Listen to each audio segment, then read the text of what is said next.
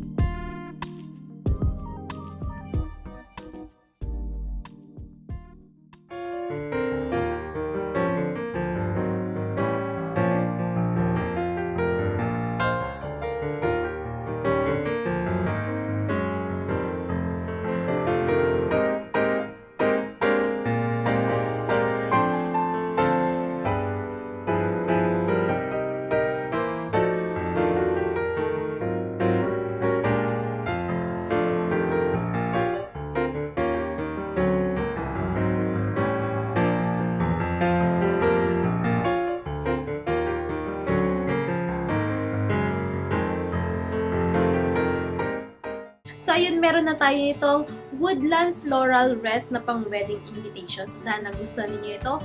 And kung may mga request and suggestion pa kayo, pwede kayo mag-comment dyan sa baba at gagawin natin na ng video.